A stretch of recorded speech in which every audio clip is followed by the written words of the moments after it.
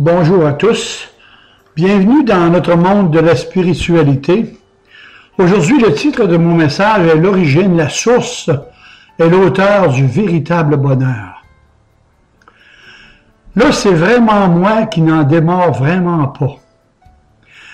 Imaginez-vous qu'après le dernier message du livre de Jonas, le numéro 145 sur Denis Doyon YouTube, mon cœur s'est cramponné sur ce livre sacré. Cela va faire 4 fois que je vous casse les oreilles avec ce personnage, mais j'ai comme l'impression que jamais je ne pourrai aller aux profondeurs de ce livre, car il fait partie de la Bible, et la Bible est par elle-même insondable, car elle est la parole de Dieu inspirée. En Romains 11, 33 et 2 Timothée 3, 16. Donc, Jonas se trouve à Ninive et là, un prodigieux miracle spirituel va se produire. C'est-à-dire le plus grand réveil de toute l'histoire de l'humanité. La conversion de Ninive, la grande ville. Un peuple entier tombe sous la grâce et les compassions de Dieu. Jonas, qui en quelque part espérait la destruction de cette ville, se trouve devant une situation insoupçonnée et imprévue que nous trouvons dans ce livre, et je vous le cite. Dieu se repentit du mal qu'il avait résolu de faire à Ninive, et il ne le fit pas. Ici, mes amis, j'ouvre une parenthèse. Cela veut dire que Dieu modifie ses plans sur Ninive, car il nous faut reconnaître aussi la préscience et la souveraineté de Dieu en tout ce qui existe. Et sur ce sujet, je vous propose le sermon numéro 34, la souveraineté de Dieu, et vous me reviendrez là-dessus.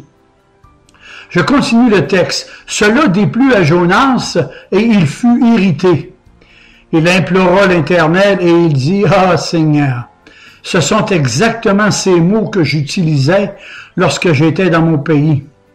C'est ce que je me disais en fuyant vers Tarsis, car je savais que tu es un Dieu compatissant, miséricordieux, lent à la colère et riche en bonté, et qui bien souvent tu modifies tes desseins.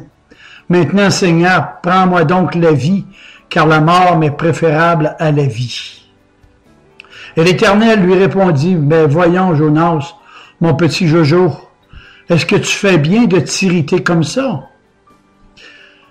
Jonas, chapitre 3 et le verset, chapitre 4 aussi. Et Jonas sortit de la ville, il s'assit à l'est de Ninive sur un monticule, et là il se construisit un abri pour se placer à l'ombre contre le soleil qui lui brûlait la tête. Mais Dieu fit pousser un ricin lorsqu'il dormait, et Jonas éprouva une grande joie à cause de ce ricin. Mais le lendemain, Dieu fit venir un ver qui piqua le ricin et ce dernier sécha. Dans le dernier message, le numéro 145, nous avons vu Jonas qui venait tout juste de passer d'une tristesse excessive à une joie qui ne l'était pas moins. Et c'est ce qui va presser Dieu à lui enseigner la modération en le plaçant dans une épreuve, et cette épreuve se trouve dans le verset 7.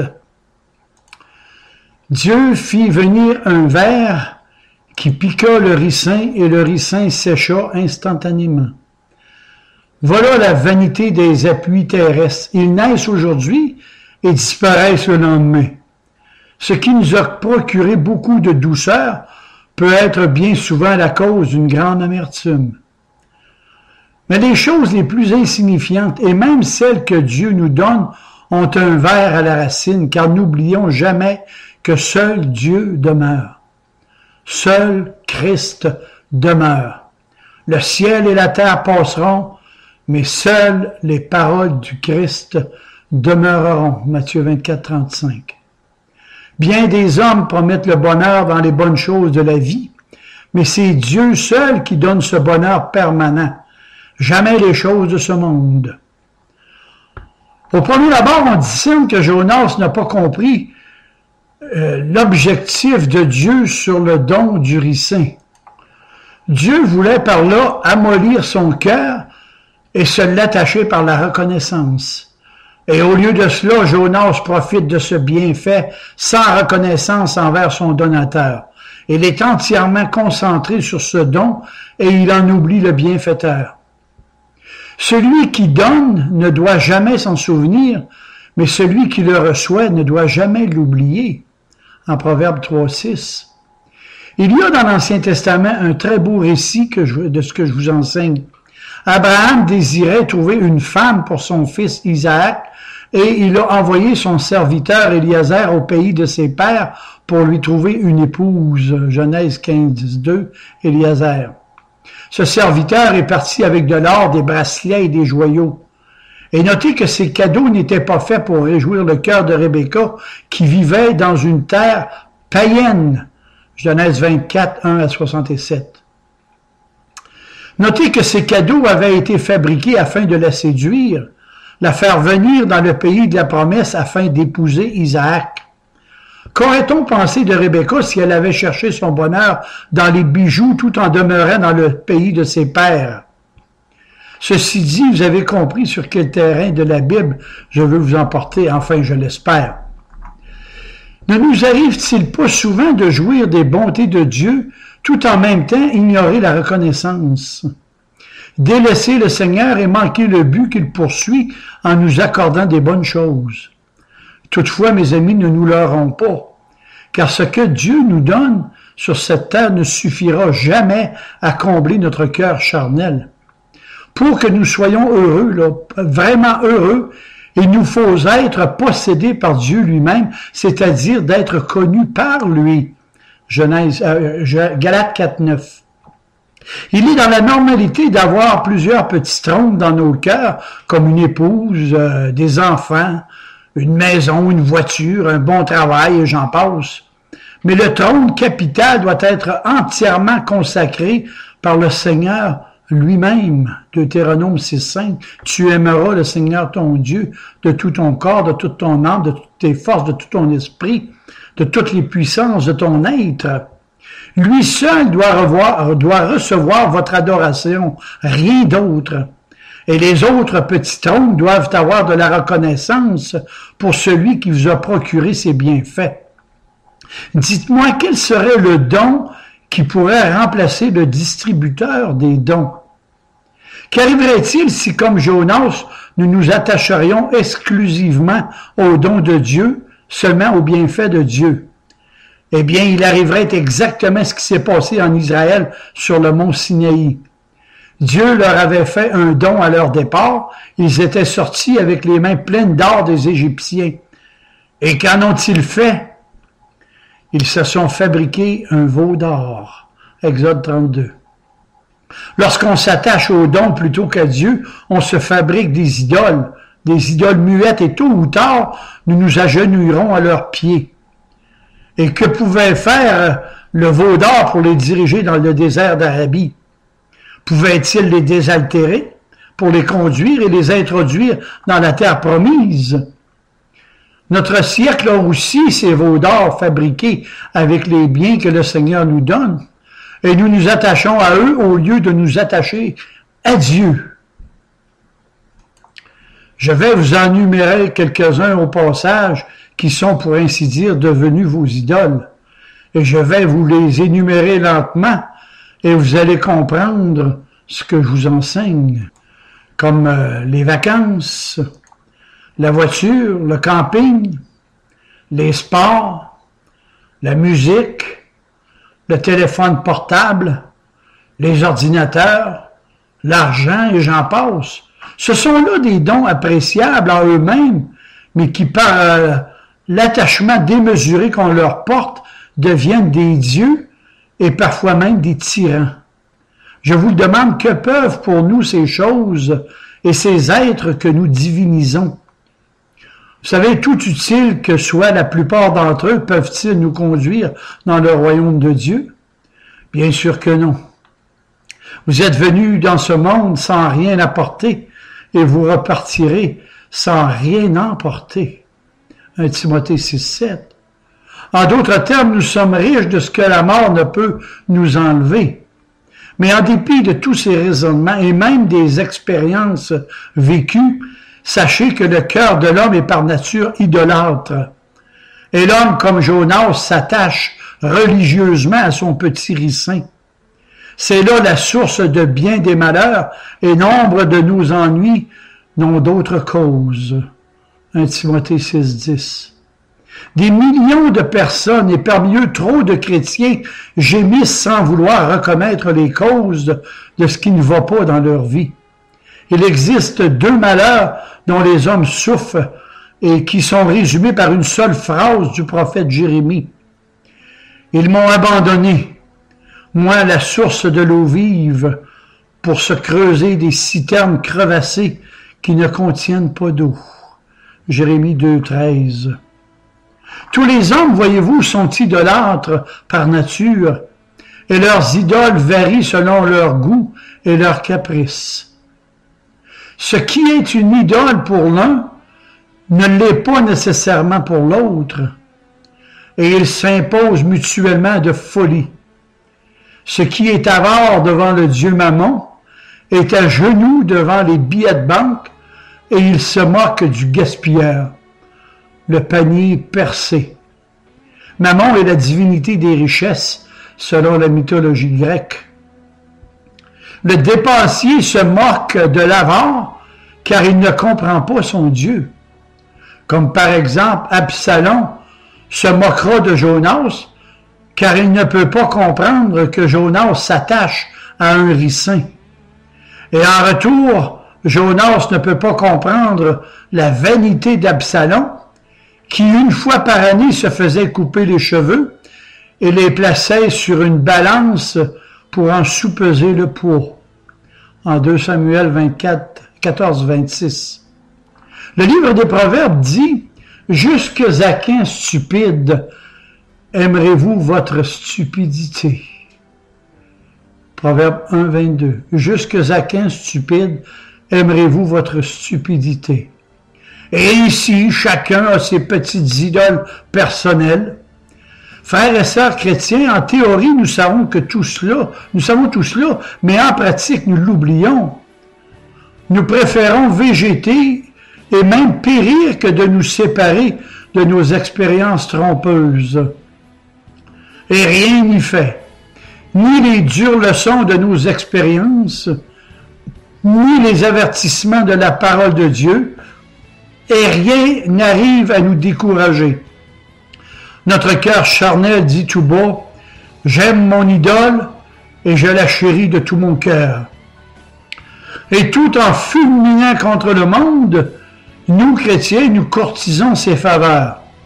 Et comme Salomon, bien nous disons avec empressement, « Monde de vanité, monde trompeur, tout n'est que du vent. » Ecclésiaste 1, 2. Nous plaçons notre confiance dans les promesses de ce monde plutôt qu'à celles de Dieu. Nous appelons ce monde notre ennemi de toujours et nous ne craignons pas de lui offrir un asile dans notre cœur. Qu'un homme soit riche, et là, bien, on voit la foule à ses pieds qui l'encense et le courtise. On s'attache à son ombre comme Jonas à son ricin. Mais qui nous sauvera de tant d'inconséquences et de contradictions? Ce qui nous sauvera, c'est la grâce irrésistible et les compassions de Dieu pour chacun de nous. Rien d'autre. Mais comment la grâce du Seigneur va-t-elle s'y prendre pour nous sauver de ce ricin que nous chérissons, que nous caressons, que nous idolâtrons? Bien, mes amis, la suite de ce message va nous le faire voir. Le ver est dans le ricin. Le ver est dans le ricin. Jonas est indûment amoureux et attaché à son ricin. Je dis bien indûment, de façon démesurée, abusive. Alors Dieu donne un ordre et immédiatement un ver accourt et ronge le ricin qui sèche. Adieu, bel ombrage. Ceci est une leçon frappante pour tous les Jonas de ce monde qui ont placé leur confiance à leur ricin plutôt qu'à celui qui l'a fait grandir. L'Épître de Jacques nous dit, c'est avec jalousie que Dieu chérit l'Esprit qu'il a fait habiter en nous. Il accorde au contraire une grâce plus excellente. Jacques 4, 5. C'est avec jalousie que Dieu chérit l'Esprit qu'il a fait habiter en nous. Il accorde au contraire une grâce beaucoup plus excellente. Sachez que Dieu fera sécher tous nos ricins à mesure que nous leur donnerons notre cœur. Déjà le ver est à la racine de la plante pour la meurtrir, et il n'attend que le signal de Dieu. Mais Dieu est un Dieu miséricordieux, et avant de frapper notre idole, il nous presse de ne pas nous attacher à ce qui va nous faire périr. Ce que je viens de dire, il faut le dire et le redire dans ce monde matérialiste et jouisseur. Ce n'est pas la position ou les circonstances extérieures qui donnent le bonheur à un homme, mais c'est la paix et la foi de l'attachement à la personne du Seigneur Jésus-Christ. Et si le Seigneur nous reprend nos idoles, les unes après les autres, s'il nous enlève nos appuis terrestres et passagers, notez qu'il ne se reprend jamais lui-même. Puis-je répéter cette phrase? Si le Seigneur nous enlève nos idoles et nos appuis terrestres, jamais il ne nous enlèvera de son cœur, car il nous aime d'un amour éternel. Jean 10, 28. Dieu demeure notre destinée, notre part, et il vaut beaucoup mieux de ce qu'il nous donne. Il n'en tient qu'à nous d'en expérimenter la valeur, le choix d'une épreuve ou une épreuve de choix.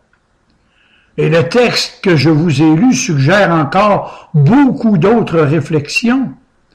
Nous allons voir ensemble le genre de correction que Dieu désire pour l'éducation de Jonas.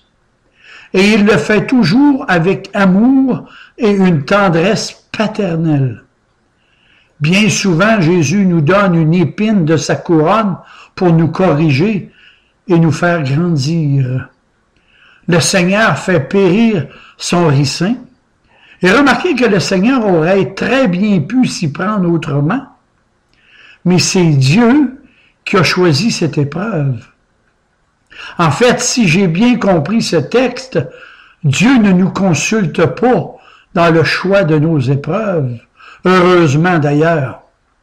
Une épreuve que nous choisirions serait-elle encore une épreuve? Est-ce qu'elle produirait le fruit paisible de la justice? Hébreux 12, 11. C'est là le but de toute épreuve, c'est de faire produire le fruit paisible de la justice dans nos cœurs. Les croix que le Seigneur nous donne à porter ne sont jamais agréables. Et l'épître que je viens de citer dit que les épreuves ne sont jamais des sujets de joie. Nos croix nous semblent toujours mal adaptées à notre condition et nous regardons toujours vers la croix des autres. Nous estimons leur croix moins lourde, moins laborieuse, leur croix mieux façonnée, moins pénible à porter, et que nous serions plus fiers de porter cette autre croix plutôt que la nôtre. Vous savez, notre croix est si peu conforme à nos désirs. Elle nous blesse. Elle nous blesse si fort à l'endroit le plus sensible de notre cœur. Elle nous châtie et met notre chair à vif. Et pourquoi en est-il ainsi? Tout simplement parce que Dieu veut nous traiter comme ses enfants et non comme des bâtards. Le plus grand châtiment que Dieu pourrait nous infliger, c'est de ne nous en infliger aucun. Mais il nous aime trop pour cela. Il aime trop Jonas pour le laisser dans son irritation. Regardez encore comment le ricin a péri. Il a péri instantanément, comme dans Matthieu 21, 19, le figuier. Il a péri au moment même d'où Jonas en avait le plus besoin. Le ricin lui a été ôté au moment même d'où il allait le plus vivement en ressentir la perte. Me suivez-vous jusqu'ici? Il faut que Jonas sache, ainsi que l'Église, que tout soutien terrestre est vanité et que la créature nous fait toujours défaut à l'heure de l'épreuve. Dieu n'est jamais en retard, il est toujours à l'heure, et lui seul est notre refuge et notre appui dans les bons comme dans les mauvais jours. Lui seul est notre rocher, qui nous suit comme le rocher qui suivait Israël dans le désert. 1 Corinthiens 10 et le verset 4. Il nous suit comme le rocher qui suivait Israël dans le désert. De plus, j'aimerais voir avec vous l'instrument dont Dieu s'est servi pour détruire l'ombrage de Jonas. Dieu n'a pas envoyé un ange pour faire périr le ricin, ni un archange, ni un chérubin avec une épée flamboyante, Genèse 3:24. Dieu n'a pas utilisé un orage violent accompagné de la foudre pour détruire le ricin, pas du tout.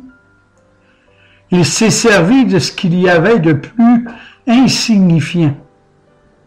Il s'est servi d'une toute petite larve, un ver, pas plus.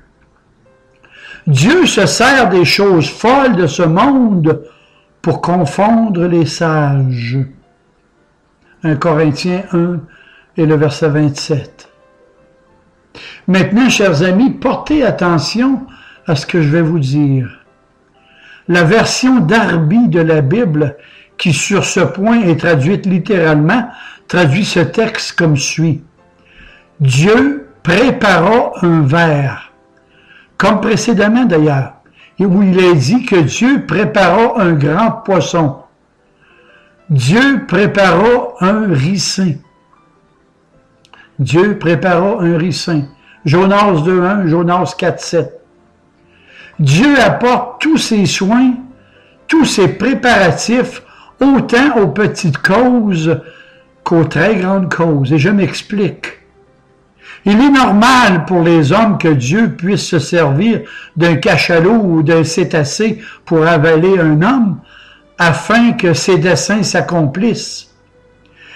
Mais il semble anormal que Dieu puisse se servir d'un ver pour les accomplir. Et bien souvent, vous savez mieux que moi que les voies de Dieu nous dépassent. Il parle au ver, le ver s'avance et ronge le ricin, et ce dernier meurt.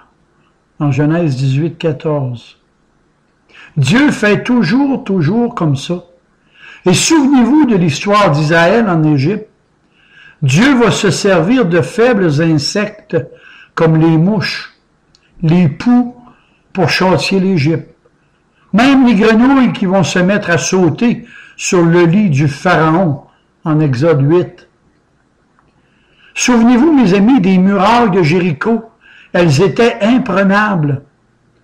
Dieu en a fait faire le tour 7 fois par les enfants d'Israël, en soufflant dans 19 offensives trompettes, et les murailles de Jéricho se sont écroulées. En Josué 6. Toute la Bible est là pour nous dire que ces choses ont été écrites pour nous servir d'exemple. Dieu se sert de choses chétives pour renverser nos plans. Dieu se sert de choses chétives pour ruiner nos fausses espérances et pour tarir la source de nos faux petits bonheurs. 1 Corinthiens 10:11. Vous savez, Dieu a tous les moyens à sa disposition pour nous ramener vers lui. Vous êtes ses enfants pour l'éternité. Il a tous les moyens pour vous ramener. Il emploie bien souvent les éléments de sa nature qu'il a créés lui-même à partir de rien. Il emploie même la corruption pour châtier notre corruption. Ma Bible dit, avec celui qui est pervers, tu agis selon sa perversité. Psaume 18:27. D'innombrables essaims de petits vers sont là à la racine de nos prospérités matérielles et dévoreront ces idoles les unes après les autres. Et tous ces petits vers s'appellent le mécontentement, l'esprit chagriné, l'avarice, la paresse, la jalousie ou l'orgueil, et j'en passe. Lorsque nous nous attachons trop aux choses de ce monde, qui deviendront des idoles pour nous, alors Dieu donne un ordre et le ver rongeur se met en route. La cause était invisible. Remarquez encore que le ver qui a fait flétrir le ricin de Jonas était invisible. Jonas en a vu les effets, oui, mais n'a jamais connu ou deviné la cause, si ce n'est peut-être par révélation et encore. Et nous aussi, nos ricins se dégraderont les uns après les autres sans savoir qui les a frappés. Si l'on vous demandait un jour comment votre joie s'est transformée en douleur, la seule réponse plausible que vous pourriez me donner, c'est « je l'ignore ». Tout au plus, vous pourriez peut-être me dire, comme Naomi du livre de Ruth, « J'étais dans l'abondance à mon départ, et l'Éternel me ramène les mains vides. » En Ruth 1, 21. « J'étais dans l'abondance à mon départ, et l'Éternel me ramène les mains vides. » Cette histoire du ricin de Jonas et du ver nous permet aussi de distinguer entre deux sortes de jouissances que l'on rencontre en ce beau monde. Il y a des plaisirs qui sont permis dans une certaine limite, et on peut dire que le ricin s'y rapporte, c'était un bonheur permis, une délectation permise, et puis il y a des plaisirs qui ne sont pas permis en aucune façon, et ni à aucun degré. Et quelles sont-elles? Ce sont ces funestes ricins que notre imagination se crée et que Dieu maudit. Notez aussi qu'un ver est souvent à la racine de ses passions. C'est plus que l'ennui, plus que le serrement de cœur, plus que le désappointement. C'est le remords qui flétrit, qui consume et qui empoisonne toute une vie. C'est un ver qui, dans le monde à venir, va devenir ce que Jésus a appelé le ver rongeur qui ne meurt point, en Marc 9, 48. Le ver rongeur qui ne meurt point. Un ver affreux qui doit dévorer les remords éternels d'un pécheur non sauvé par la grâce irrésistible qu'il a rejeté volontairement lorsqu'il était sur cette terre. Je vous dis, moi, qu'une honnête lecture de la parole de Dieu ne nous permet pas de nier ce que je viens de vous dire. Que de belles inspirations nous retenons des enseignements de ce livre de Jonas. Combien il nous apprend l'instabilité des biens de la terre et la vanité de la créature. Et combien vrais sont les échos de Jérémie lorsqu'il s'écrit « Malheur à l'homme qui se confie dans l'homme et qui prend sa chair pour appui ». Jérémie 17, 5, Ésaïe 31. Malheur à l'homme qui se confie dans l'homme et qui prend sa chair pour appui. Tout ça, ce sont des plantes éphémères que le Seigneur nous donne dans le désert de notre vie. Aujourd'hui, elles nous donnent un ombrage agréable, et demain, elles laisseront nos têtes exposées aux ardeurs de l'affliction. Eh bien, frères et sœurs en Christ, puisse l'expérience de leur fragilité guérir à tout jamais nos cœurs, d'y attacher simplement un regard du pèlerin qui passe, car nous ne sommes que de passage en ce monde. On est sur terre qu'en fonction de notre éternité future.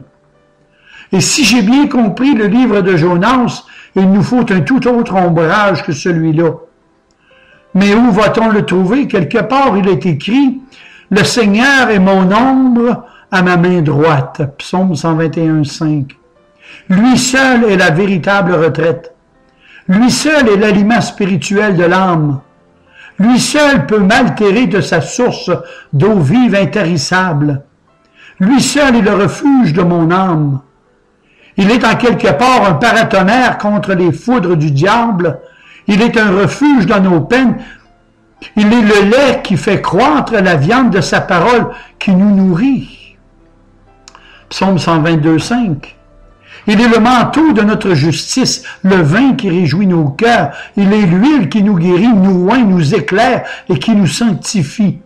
Véritablement, Jésus est l'arbre de vie et lui seul doit suffire à nos vœux et peut combler nos plaisirs selon sa volonté. Il est parfaitement beau, souverainement aimable, immuable et éternel. Il ne cessera jamais de ravir nos cœurs. Il ne nous sera jamais ôté et il répandra sur nous ce que dit le prologue de Jean.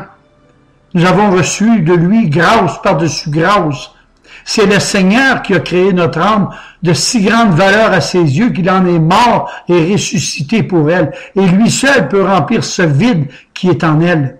Il est la source unique d'où notre âme peut se désaltérer éternellement. Jésus est le seul ricin que nul ver peut atteindre et au feuillage qui demeurera toujours vert au siècle des siècles. Je vais vous citer simplement cette parole de la bien-aimée du Cantique des Cantiques. J'ai désiré m'asseoir à son ombre. Cantique des Cantiques, chapitre 2, le verset 3. Mais l'ombre de quoi? L'ombre du ricin? Non. L'ombre de la fortune? Oh que non. À l'ombre de la santé, et c'est un don de Dieu? Non.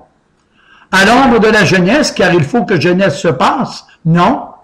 J'ai l'habitude de dire souvent qu'elle passe trop vite. Ce n'est pas hier que j'avais 20 ans, c'était avant que le mot « avant qu'hier » existe. Les années déboulent maintenant à une allure de plus en plus vite. Il ne faut pas que nous oublions que nous allons tout perdre en ce monde, mais lui, notre divin ricin, ne nous sera jamais enlevé. Jamais enlevé. C'est pourquoi il est sage d'apprendre dès maintenant à nous asseoir à son ombre et de faire comme Marie qui était assise aux pieds de Jésus et de prendre la bonne part. Luc 10, 42. Mes amis, si le cœur vous en dit, c'est à vous d'aller à Jésus maintenant. Amen et Amen et que le Seigneur vous bénisse.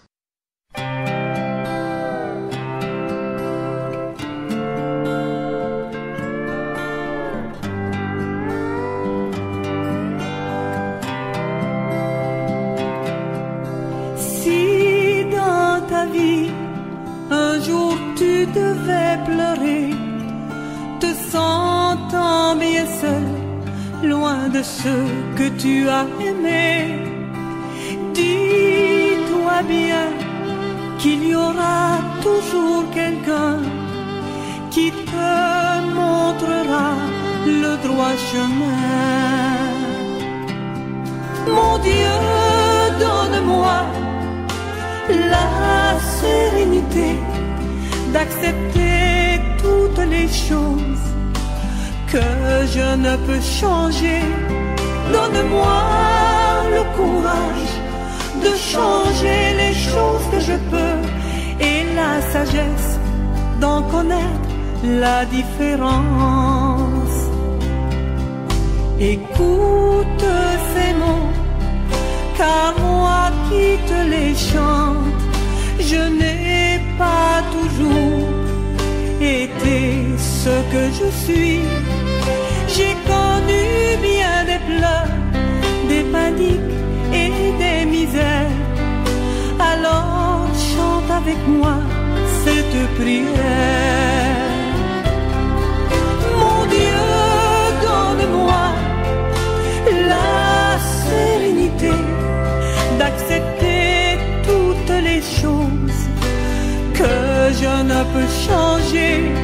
Donne-moi le courage de changer les choses que je peux et la sagesse d'en connaître la différence.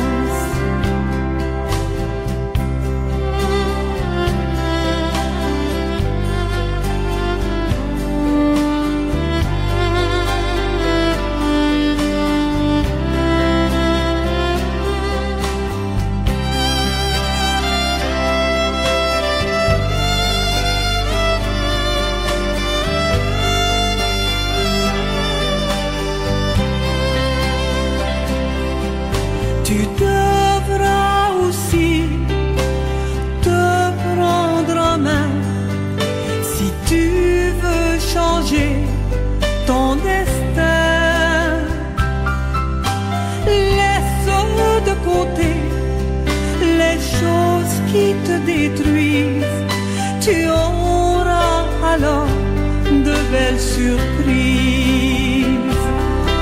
Mon Dieu, donne-moi la sérénité d'accepter toutes les choses que je ne peux changer. Donne-moi le courage de changer les choses que je peux et la sagesse d'en connaître la différence. Pour toi, chaque jour deviendra ensoleillé, ton cœur s'ouvrira à l'amour. Ne vis qu'un jour à la fois, si tu veux en profiter, et tu seras heureux pour toujours. Mon Dieu, donne-moi la sérénité d'accepter toutes les choses que je ne peux changer. Donne-moi le courage de changer les choses que je peux et la sagesse d'en connaître la différence. Et la sagesse d'en connaître la différence.